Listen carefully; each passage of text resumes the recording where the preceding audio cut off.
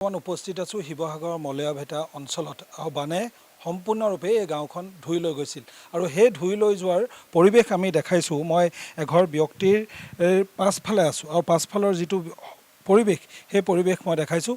মূল যিটো আমাৰ উদ্দেশ্য এই ঘৰটোৰ মজিয়া গছকা বা পদূলি গছা তালৈ আমি আহিম, কিন্তু প্ৰথমাৰ্ধত আমি এই গোটেই সামগ্ৰিক যি পৰিৱেশ সেই পৰিৱেশটো দেখাইছোঁ। মানুহে কি ধৰণে আচলতে যমৰ যাতনা ভুগিবলগীয়া হৈছে আৰু এই মানুহঘৰৰ যি বিতুল হাজৰিকা প্ৰয়াত বিতুল দাসৰ ঘৰৰ পাছফালৰ মই অংশ দেখাইছোঁ। এই ঘৰটো সম্পূৰ্ণৰূপে বানত জাহ গৈছিল আৰু মোৰ সতীৰ্থ ভিডিঅ' জাৰ্নেলিষ্টে পুনৰ মই ইয়াৰ যিসকল পৰিয়ালৰ লোক আছে পৰিয়ালৰ লোকসকলৰ ওচৰলৈ আহিম। তাৰ সমানুপাতিকভাৱে মই এই গোটেই ঘৰটোৰ পৰিৱেশটো মই দেখাই যাবলৈ মই চেষ্টা কৰিছোঁ ইতিমধ্যেই।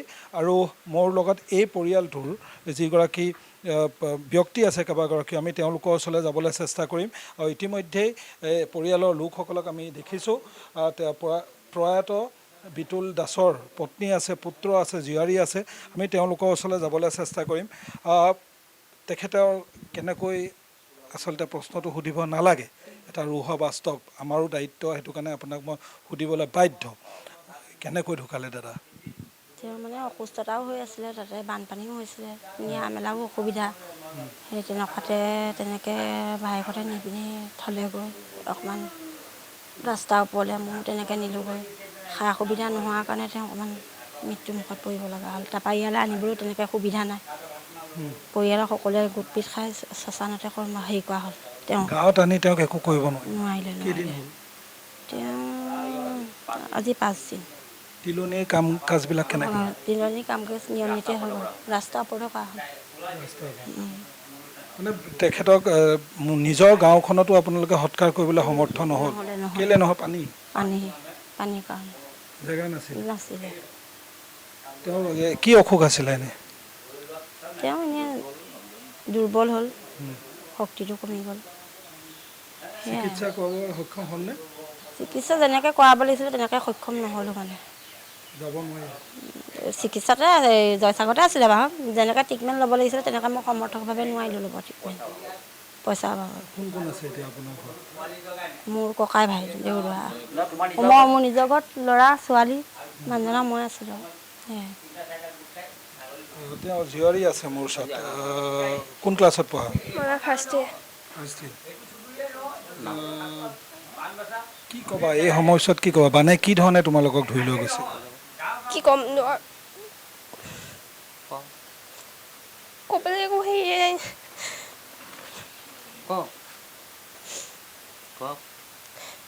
যে পানীটোৰ কাৰণে বাপাক হেৰুৱাবলগীয়া হ'ল আৰু এতিয়া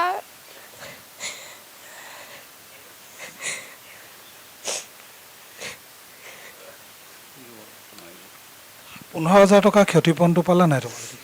হয়, পালোঁ।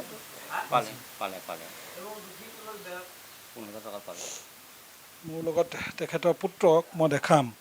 পৰিৱেশটো বৰ আৱেগিক। মই মন্তব্য ল'ব পৰা মোৰো আচলতে কোনো শক্তি নাই বুলি ক'ব লাগিব। ভণ্টিজনীয়ে ইতিমধ্যে আৱেগিক হ'ল। ইতিমধ্যে মই এজন গাঁৱৰ ব্যক্তি আছে, আমি যাব চেষ্টা কৰিম। কি ক'ব গোটেই বিষয়টো সন্দৰ্ভত? কি ক'ব, তেখেত স্বৰ্গগামী হ'ল।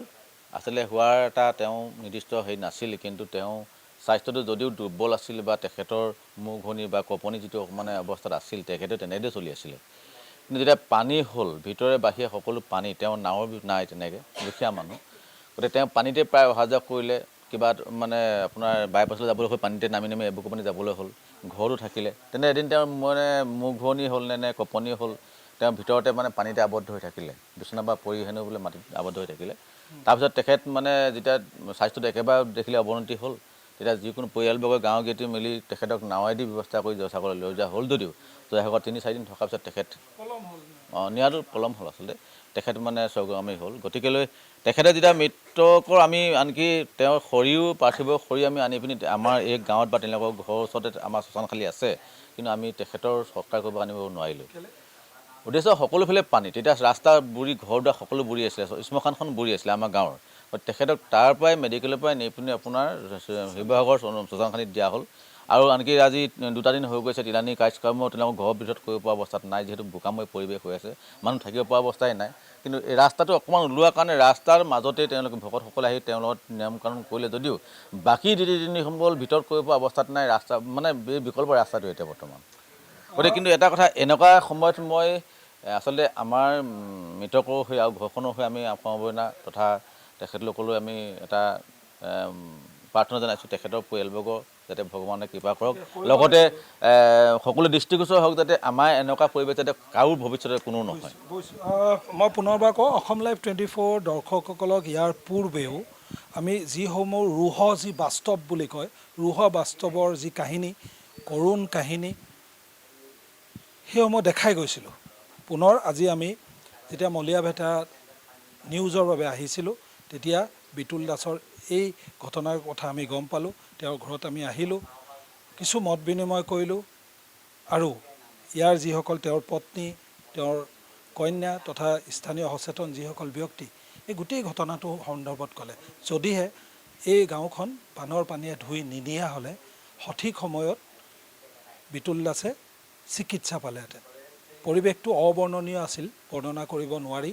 নাৱেই একমাত্ৰ সমল আছিল যাতায়াতৰ বাবে, কিন্তু তেওঁ বিগত কেইবাটাও দিন পানীত যাহ কৰি থকাৰ বাবে তেওঁ যিহেতু ৰোগাক্ৰান্ত হৈ আছিল আৰু ৰোগৰ প্ৰাদুৰ্ভাৱ ঘটিল আৰু তেওঁ মৃত্যু আঁকোৱালি ল'বলগীয়া হ'ল অকালভাৱে। এইসমূহ আচলতে কাহিনী। শিৱসাগৰ বানৰ পানী কিছু হ্ৰাস হৈছে ঠিক, কিন্তু এতিয়া এই বেদনাদায়ক